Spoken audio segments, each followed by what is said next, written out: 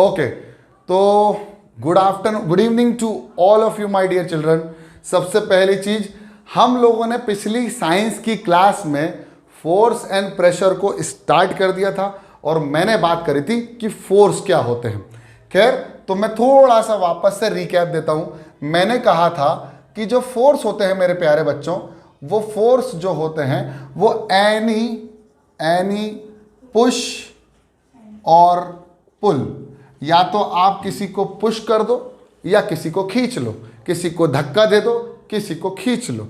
किसी को धक्का देना या किसी को खींचना, यानी किसी को पुश करना और किसी को पुल करना, एनी काइंड ऑफ पुश और पुल इज कॉल्ड फोर्स। इतना मेरे को समझ में आया था। फिर मैंने इसके साथ वर्क डन का भी कंसेप्ट आपको समझाया था कि वर्क डन क्या होता है। लेकिन हम लोगों ने क्या करा, फोर्स पढ़ा। अब फोर्स किसी भी चीज को क्या कर सकता है, तो क्वालिटीज की बात करेंगे कि क्वालिटीज या कैरेक्टर्स। अच्छा, एक काम करते हैं, क्वालिटीज की जगह हम लिखते हैं इसको कैरेक्टरिस्टिक्स। तो कैरेक्टरिस्टिक्स की बात करें फोर्स की, तो फोर्स के कैरेक्टरिस्टिक्स कुछ इस तरह से है कि क्या होते थे। कोई बता पाएगा मुझे? पहला बच्चा जो भी होगा कि फोर्स के कैरेक्टरिस्टिक्स क्या होते थे, कोई भी बता दे, कोई बता दे, कोई भी।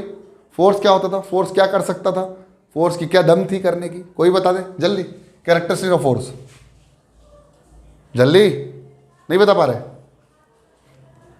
अरे यार, force can move an object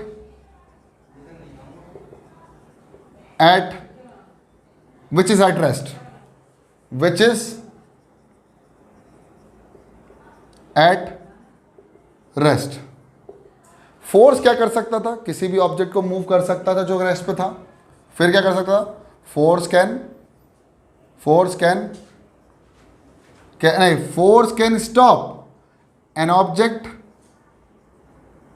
which is in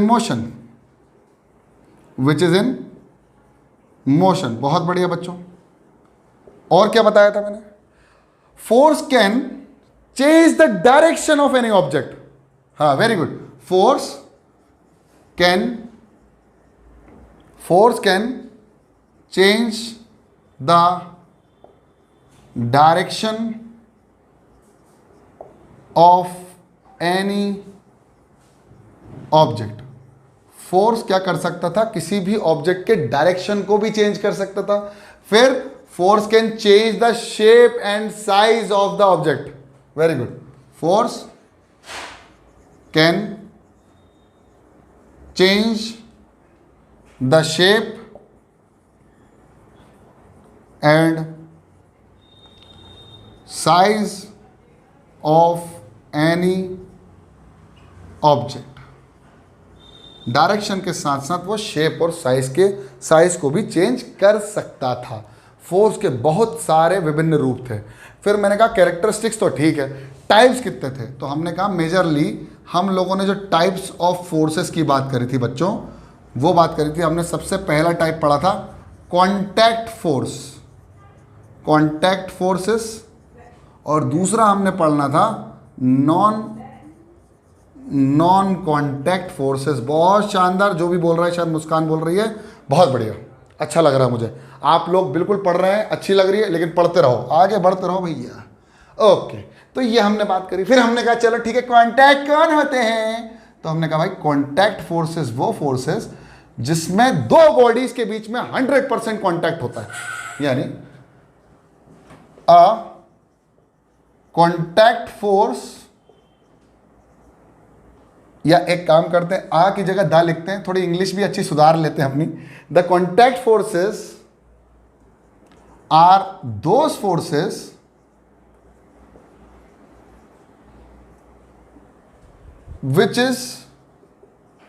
which are applied when the body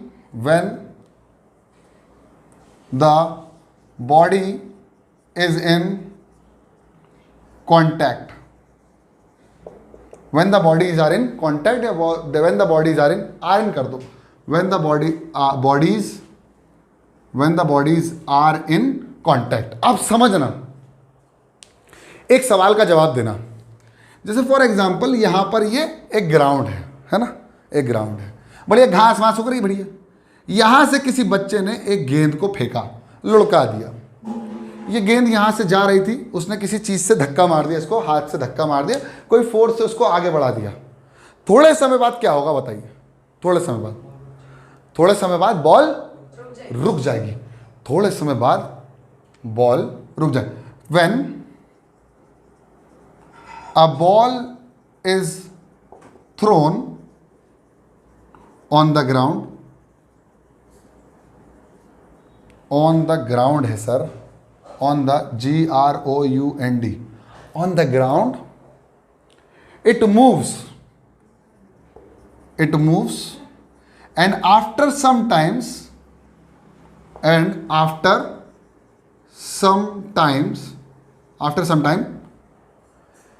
it stops।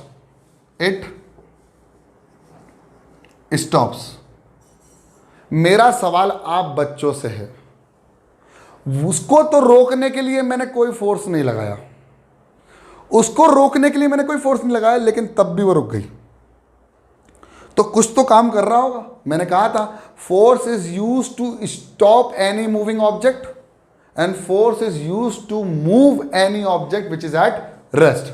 तो भाई ये तो मूव कर रही थी, अब ये रेस्ट पे कैसे आई? यहां जाके ये एट रेस्ट पे आ गई। तो मेरे प्यारे बच्चों इसका कारण भी बता दो, जल्दी बताओ सभी लोग, जल्दी बताइए, कोई भी आंसर दे सकता है, जल्दी बताओ बच्चों। नहीं पता? मैं बताऊं? बताओ। क्योंकि जो ऑब्जेक्ट आ रहे थे बीच में ऑब्स्टिकल्स, वो उस पे फोर्स अप्लाई कर रहे थे जिसको। अच्छा एक बात सुनता हूँ, अच्छा एक और एग्जांपल से खेलते हैं, अभी बच्चे सब ट्राई कर रहे हैं, एक और एग्जांपल से खेलते हैं। यार बच्चों एक बात बताओ, कभी तुमने नमस्ते किया किसी को? कभी किसी को नमस्ते किया? एक हाथ ये है और एक हाथ ये है, जब दोनों को जोड़ते हो तो नमस्ते बनता है। अब एक काम करना, इस हाथ को नमस्ते के साथ मूव करवाना, सब लोग करवा के भी देखो और थोड़ा सा तेज करके देखो,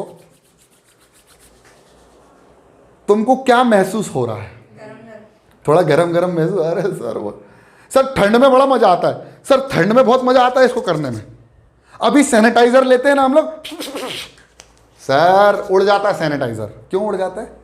क्योंकि जैसे ही हम अपने हाथों को मलते उसमें कुछ गर्मी पैदा होती है और थोड़ी सी गर्मी से ही सैनिटाइजर क्या हुआ, भाप बन गया। लेकिन मेरे प्यारे बच्चों, जब हम सैनिटाइजर नहीं भी ले रहे हैं और ठंड ज़्यादा बढ़ रही है तो हम भैया ठंड बहुत है, ये करते हो ना। ये तुम जो दोनों हाथों को जो तुम रगड़ रहे हो, ये क्या है? ये क्या हो रहा होगा? बताऊं? मैं बताऊं? देखो इधर, when you rub your hand, बिल्कुल ध्यान से समझना, यहां एक कॉन्टैक्ट फोर्स लग रहा है। when you rub your hand, heat is produced। अब हीट प्रोड्यूस हुई है, रब कर रहे हैं, तो कुछ ना कुछ तो फोर्स लग रहा होगा, तभी तो तुम मूव करवा रहे हो।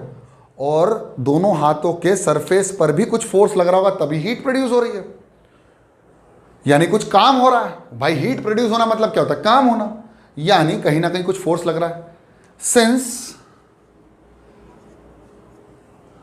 अरे सर सिंस की जगह दैट इज क्यों लिख दिया? Since frictional force is acting between the surface of hands, that is the reason why heat is produced। यानी अगर देखा जाए तो फ्रिक्शनल फोर्स एक प्रकार का कौन सा फोर्स है बच्चों? Contact force. कौन सा फोर्स है? कॉन्टैक्ट। क्या हम हाथों को दूर से रगड़ लें, गर्मी पैदा हो रही है? नहीं, हम पास लेके आएंगे तभी रगड़ेंगे। इसका मतलब यह हुआ कि जब बॉल ग्राउंड से हमने फेंकी तो वो कुछ अपने आप जाके रुक गई। वहां पर बॉल के surface of ball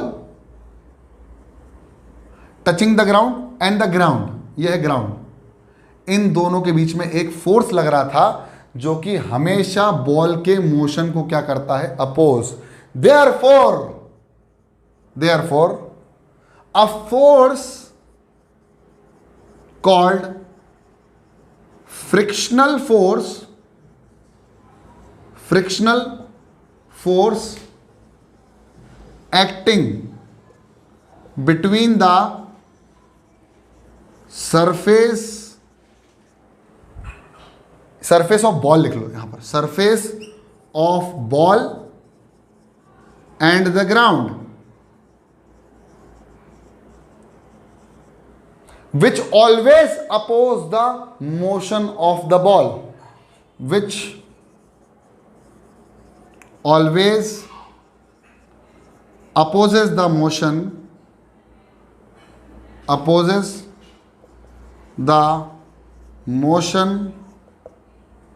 of ball.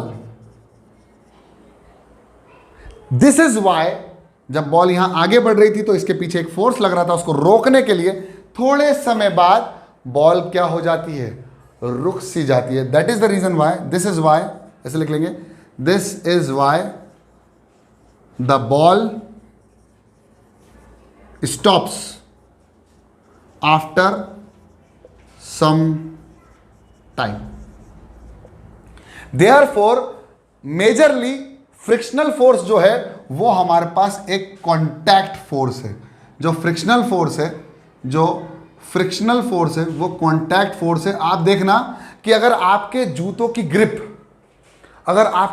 Grip अच्छी नहीं होगी तो आपके जूते फिसलते हैं, क्योंकि वहां ग्रिप की जरूरत होती है।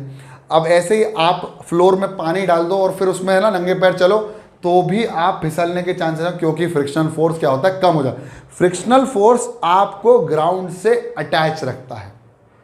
कभी जरूरत होती है फ्रिक्शन को कम करने की और कभी जरूरत होती है फ्रिक्शन को ज्यादा करने की। जैसे आप देखना, आप सबके पास व्हीकल तो होगी, गाड़ी तो होगी, मोटरसाइकिल तो होगी, एक्टिवा तो होगी। जल्दी हाँ या ना बोले जल्दी। सबके पास गाड़ी है, बोलो जल्दी, सुनाई नहीं दे रहा? हाँ। अब एक बात बताओ, जब व्हीकल है तो उस व्हीकल के इंजन में इंजन ऑयल क्यों डालते हैं? इंजन ऑयल क्यों डालते हैं? जब इंजन बहुत तेज मूव करता है तभी तो गाड़ी आगे बढ़ती है। आप देखना 4 स्ट्रोक इंजन का एक ऐड आता है, उसमें ना उसके अंदर वो ऑयल रहते हैं, उससे चिपक जाते हैं और वो ऊपर नीचे होते रहते हैं। तो आप देखोगे कि जो ऑयल होता है वो फ्रिक्शन को क्या करता है? कम कर देता है। आप देखना कहीं भी तेल डाल दो आप उस पर फिसल जाओगे, क्योंकि फ्रिक्शन फोर्स क्या हो गया? कम हो गया। तो frictional force is used to oil is used to, lubricant is used to lower the frictional force. लेकिन कहीं ना कहीं फ्रिक्शनल फोर्स हमारी जरूरत भी है और हमारी कमियां भी हैं। तो ये समझ में आया, कॉन्टैक्ट फोर्स में सबसे पहला फोर्स कौन सा हो गया? Frictional force. जल्दी से इतना उतार लो फटाफट, आपके पास टाइम कम है। ओके, तो अब आप लोगों ने आई होप लिख लिया होगा। हाँ, इतना मैं मिटा देता हूँ इस साइड, जैसे नहीं लिखा वो वाला लिख लें। अब देखो यहाँ समझ लो, पहले पेन छोड़ दो, अभी सब लोग पेन छोड़ दो। अब देखो यार, कॉन्टैक्ट फोर्स में सबसे पहले हमारे पास आया फ्रिक्शनल फोर्स। आप देखोगे फ्रिक्शनल फोर्स आपको समझ में आ गया कि सरफेस के ऊपर डिपेंड करता है। दो सरफेस जब कॉन्टैक्ट में आते हैं तभी फ्रिक्शनल फोर्स काम करता है। और कौन से कॉन्टैक्ट फोर्सेस है? सबसे पहली चीज बात करते हैं मस्कुलर फोर्स। कौन सा होता है? Muscular force. बेटा आप सब लोग बिल्कुल अब थोड़ा सा म्यूट कर लीजिएगा। अब मस्कुलर फोर्स क्या होता है? देखो आपने बॉडी बिल्डर, जो मस्कुलर फोर्स है वो बॉडी बिल्डर्स के लिए है। तो आप देखेंगे कि आप किसी भी चीज़ को उठाते हो, जैसे मैं इस चेयर को उठा रहा हूँ, तो ये जो चेयर को मैं उठा पा रहा हूँ वो किसकी वजह से उठा पा रहा हूँ? अगर मेरे मसल्स में इतना फोर्स पैदा हुआ कि मैं इसको उठा लूँ उतने फोर्स से, तो मस्कुलर फोर्स होगा। यानी हम आसपास जितना भी फोर्स उठाते हैं, यानी फोर्स क्रिएटेड बाय या एक्सर्टेड बाय, अच्छी किताबों में एक्सर्टेड बाय भी लिखते हैं, exerted by muscles on any object are called muscular force. आप देखोगे मस्कुलर फोर्स आप बहुत ज़्यादा इस्तेमाल करते हो। कोई भी चीज़ को उठा के एक जगह से दूसरी जगह रखने के लिए आप फोर्स लगाते हो, जिसका नाम क्या है? Muscular force. एक कॉन्टैक्ट फोर्स और है जो आपने देखा होगा, पहले मैं बताता हूं उसका मतलब, उसको देख के बताओ। क्या आप लोगों ने कुछ इस तरह का माहौल देखा है? पहले तो ये बताइए, क्या आप सभी लोगों ने इस तरह का माहौल देखा? ये देखा है? ये क्या होता है? इसको हम बच्चों बोलते हैं, इसको हम बोलते हैं पेंडुलम। क्या बोलते हैं बच्चों? इसको हम बोलते हैं पेंडुलम। और इसको बोलते हैं हम, जो जिस पेंडुलम से इसको टांगा हुआ है, इसको हम बोलते हैं स्ट्रिंग। क्या बोलते हैं? स्ट्रिंग। इसको हम बोलते हैं स्ट्रिंग। और बच्चों इसको हम बोलते हैं BOB, दैट इज बॉब। इसको हम बोलते हैं स्ट्रिंग, इसको हम बोलते हैं बॉब, और इसको हम हुक बोल देते हैं जहां हमने लटका दी। फॉर एग्जाम्पल हम लोगों ने सीलिंग पे फैन लटकाया हुआ है, तो इसको हम ऐसा कुछ देखते हैं। क्या आप लोगों ने एक चीज नोटिस करी, कि अगर ये बॉब का मास या वेट आप बढ़ाते जाओ, इस बॉब का मास या वेट आप इंक्रीज करते जाओगे, तो यहाँ पर जो धागा होता है, जो स्ट्रिंग होती है, वो अपने आप को ऐसे खींचने लगती है। पतंग उड़ाई है सब लोगों ने, पता काइट्स फ्लाइंग किया होगा, तो आप देखोगे कि अगर आप उसको खींचते हो तो अपनी जो स्ट्रिंग्स है, जो धागा है या जो थ्रेड है, वो थ्रेड क्या है? अपने आप को खींचने लगता है। जब अपने आप को खींचने लगता है, देखो मेरे पास एग्जाम्पल है इस चीज़ का, मैं आपको बहुत अच्छे से एक्सप्लेन कर सकता हूँ। जैसे फॉर एग्जाम्पल अगर मैं इसको बांध दूँ, देखो मैं अभी आपको है ना इसको समझाता हूँ। जैसे मेरे पास एक स्ट्रिंग है और मैंने इसको बांध दिया, अब मैं इसको रोक के छोड़ दूँ तो ये क्या करेगा? पेंडुलम SHM करेगा, यानी सिंपल हार्मोनिक मोशन, यानी टू एंड फ्रो मोशन करेगा। मोशन की बात नहीं है। लेकिन अगर मैं इसके वेट को बढ़ा दूँ, जैसे अब मैं कुर्सी को बांध दूँ, अब मान लीजिए कुर्सी को बांध दिया और मैं कुर्सी को उठाने की कोशिश कर रहा हूँ, बच्चों मैं गारंटी दे रहा हूँ ये धागा टूट जाएगा, मैं कुर्सी को उठाने की, देखो मैं कुर्सी को उठाने की कोशिश कर रहा हूँ, देखना मैं ना कुर्सी को उठाने को, टूट गया, ये धागा टूट गया। यानी इस धागे में कहीं ना कहीं कोई खिंचाव महसूस हुआ होगा, कुछ खिंचाव महसूस हुआ होगा। इसी खिंचाव को बोलते हैं टेंशन। क्या बोलते हैं बेटा? क्या बोलते हैं? बहुत टेंशन है मुझे पढ़ाई की। इसी खिंचाव को, देखो मैं बताता हूं, फिर से एक्सप्लेन करता हूं, देखो ध्यान से देखना। ये एक थ्रेड है, इस थ्रेड को मैं अभी ऐसे रखा हूं, अब मैं और खींच रहा हूं, टूट गई। थ्रेड टूटी कि नहीं टूटी? पहले तो ये बताओ।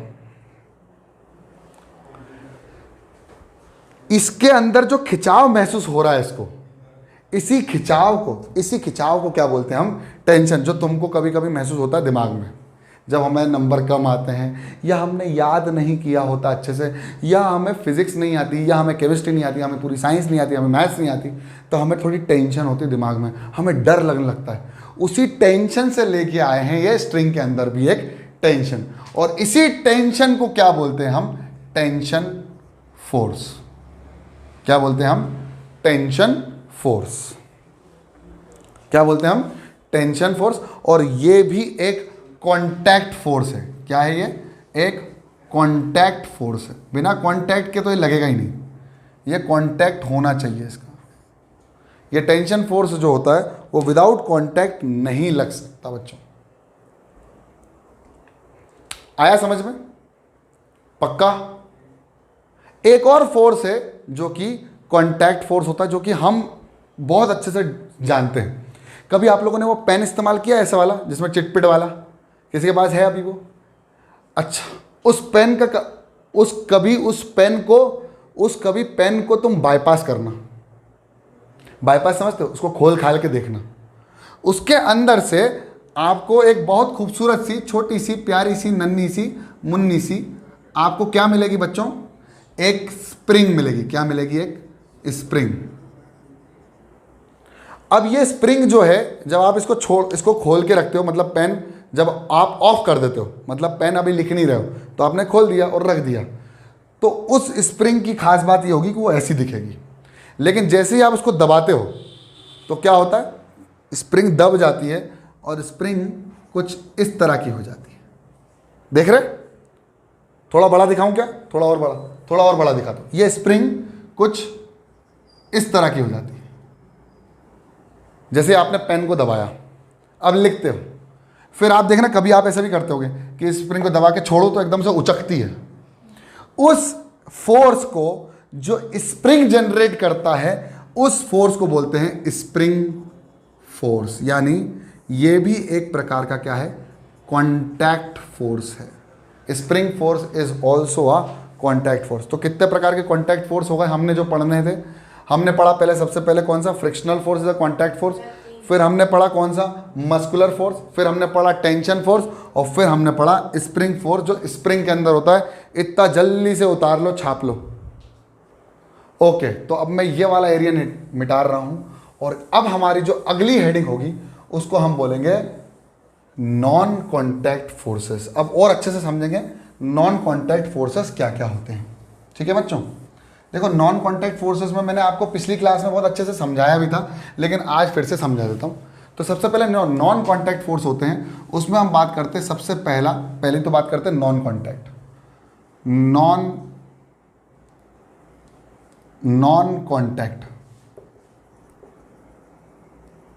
Non contact forces. कौन से फोर्सेस? Non contact. अब नॉन कॉन्टैक्ट फोर्सेस होते क्या है वो देखते हैं। तो non contact forces are those forces in which contact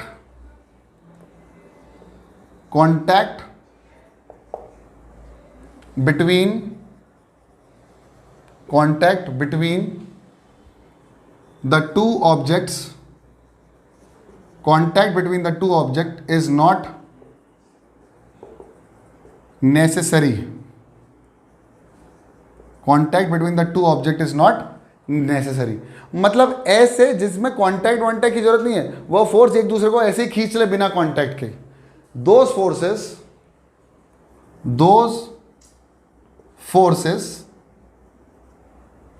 are called non contact forces, जिसमें कॉन्टैक्ट की आवश्यकता ना हो, सिंपल बिना कॉन्टैक्ट किए, बिना हाथ लगाए ही वो एक दूसरे को पुल या पुश कर दें। Those forces are called non contact forces. Types की बात कर लें, इसमें कितने टाइप्स हैं तो मैंने आपको बताए थे मेनली 3, और भी होते हैं, न्यूक्लियर भी होता है जिसमें एटम भी रहता है, लेकिन हमें उतनी दूर नहीं जाना, हमें बस यहीं तक देखना। तो पहला जो कॉन्टैक्ट फोर्स होता है, नॉन कॉन्टैक्ट फोर्स होता है, उसको हम बोलते हैं, हमारी जिंदगी में भी देखते हैं, ग्रेविटेशनल फोर्स या ग्रेविटेशनल फोर्सेस। दूसरा होता है इलेक्ट्रोस्टैटिक फोर्सेस। तीसरा होता है हमारे पास मैग्नेटिक फोर्सेस। तो ये 3 प्रकार के नॉन कॉन्टैक्ट फोर्सेस आते हैं। तो सबसे पहला जो हम बात करने वाले हैं वो बात करने वाले हैं ग्रेविटेशनल फोर्स की। किसकी बात करने वाले हैं हम? ग्रेविटेशनल फोर्स की। तो मेरे प्यारे बच्चों, आपको समझ में आता ही होगा ग्रेविटेशनल फोर्स क्या होता है। जैसे आप अभी कहां पर खड़े हो? अर्थ पर हो। आप अभी अर्थ पर हो, और अगर अर्थ से कुछ हाइट से हम कोई भी चीज को नीचे छोड़ दें, गिराए नहीं, फेंके नहीं, छोड़ दें मतलब बस ऐसे ही रिलीज कर दें, फ्री फॉल होने दें, फ्रीली उसको नीचे जाने दें, इसी को बोलते हैं हम फ्री फॉल। जब हम उसको छोड़ते हैं तो हम बोलते हैं उसको फ्री फॉल। फॉल मतलब गिरना, फ्रीली गिरना, फ्री फॉल। तो जब हम उसको छोड़ देते हैं तो जो अर्थ होती है वो इस पर्टिकुलर ऑब्जेक्ट को खींचती है अपनी तरफ at the centre, towards the centre. तो when any object is released is released from a height,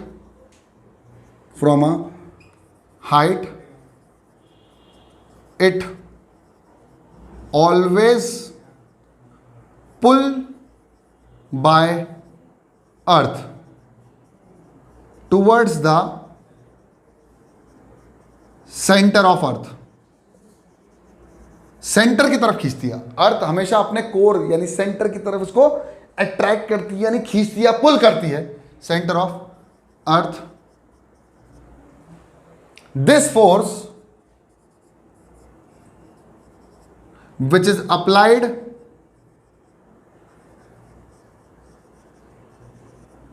by earth is called gravitational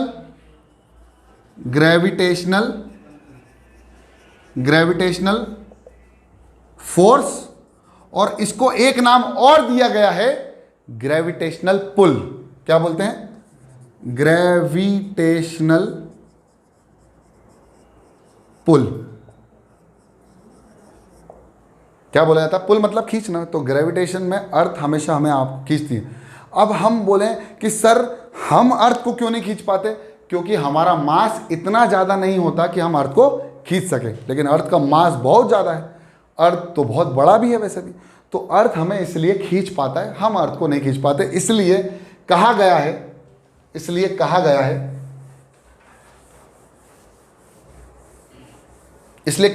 gravitational force में ही कहा गया है everything in the universe,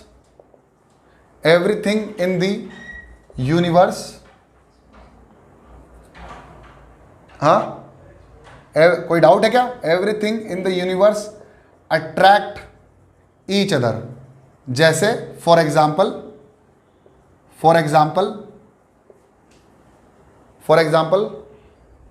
planets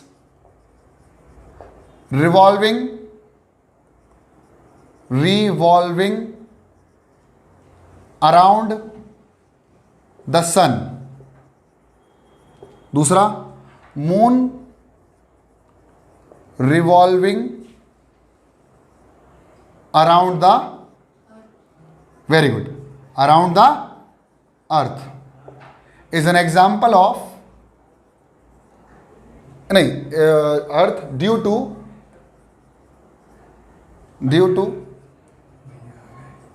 gravitational force between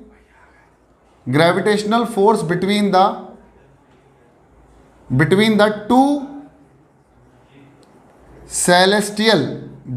two celestial bodies। और इसी celestial bodies को क्या कहते हैं? हेवनली बॉडीज, जो हेवन में है, हेवनली बॉडी। सेलेस्टियल मतलब जो बाहर है, एटमॉस्फेयर में है, यूनिवर्स के अंदर है। जैसे अर्थ भी एक सेलेस्टियल बॉडी है, आप भी एक सेलेस्टियल बॉडी हो, मून भी एक सेलेस्टियल बॉडी है, मीटियोइड्स भी एक सेलेस्टियल बॉडी है। All the planets, all the solar system, all milky way, all galaxy are the celestial bodies या heavenly bodies.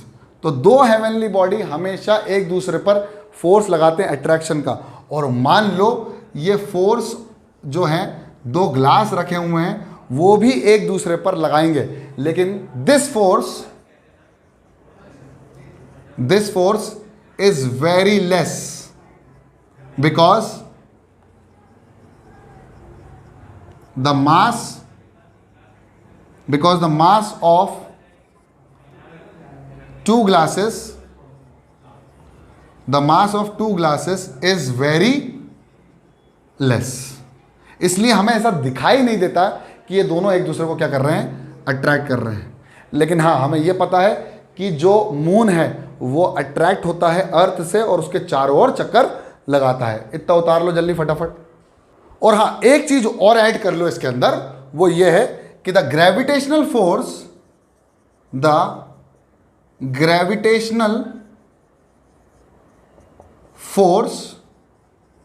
between the two bodies is always attractive। Is always attractive. जो gravitational force होता है वो attractive force होता है हमेशा। It will never be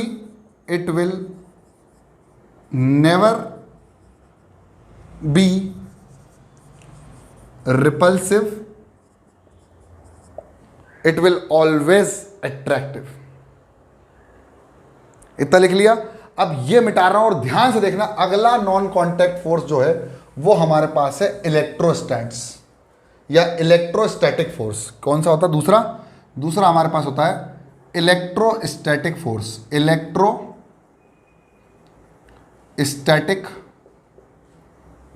electrostatic force. अब आप बोलोगे सर इलेक्ट्रोस्टैटिक फोर्स क्यों? The forces which are applied by the charge particles। अब चार्ज पार्टिकल्स जो है वो कौन कौन से होते हैं वो बताऊंगा अभी। The forces which are applied by charge particles and these charge particles are electron और दूसरा होता है प्रोटॉन। एक इलेक्ट्रॉन होता है और एक प्रोटॉन होता है। इलेक्ट्रॉन को हम ई बोल सकते हैं और प्रोटॉन को पी बोल सकते हैं, दोनों ही सेम है। लेकिन the forces which are applied by charge particle is called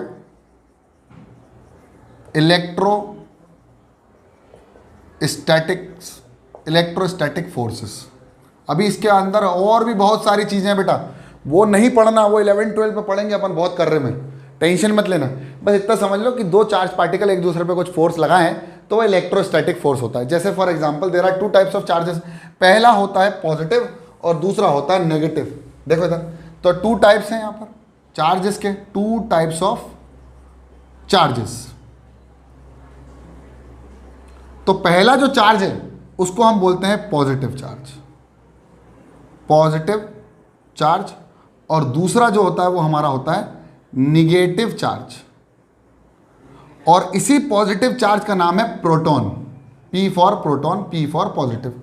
अपने आप दूसरा समझ में आ जाएगा। एक होता है इलेक्ट्रॉन। क्या होता है? इलेक्ट्रॉन। अब आपको एक चीज और समझ में आएगी बच्चों कि भाई देखो, एक पॉजिटिव एक नेगेटिव हमेशा एक दूसरे को क्या करेंगे?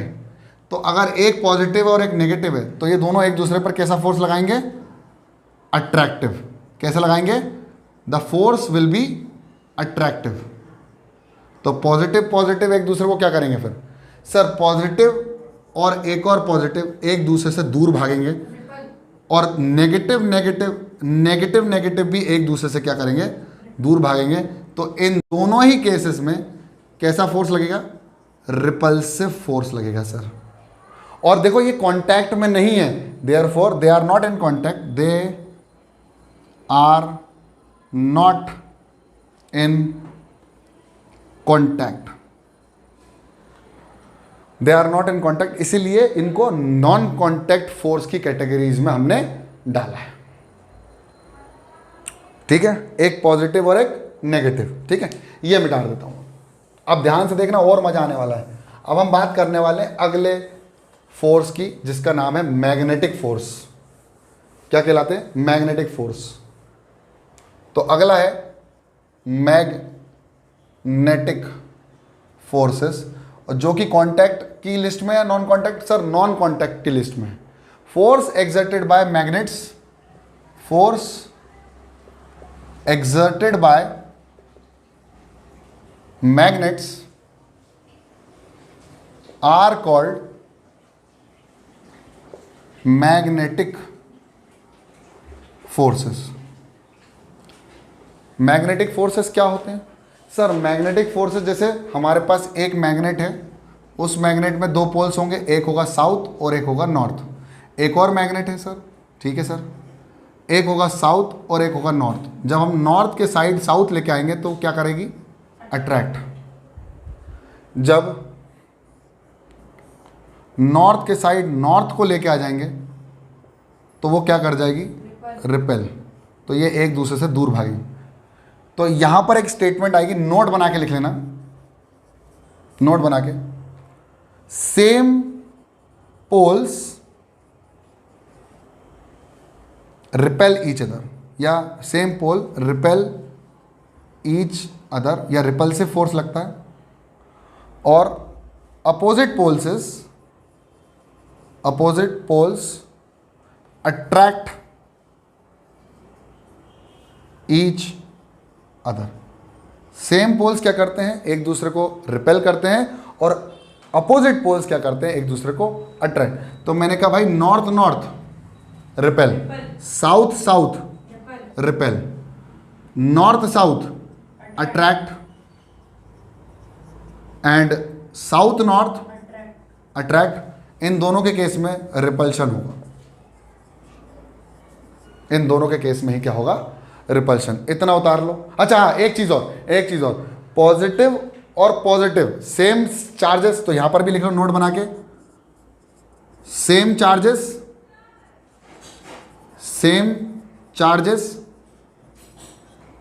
Repel each other and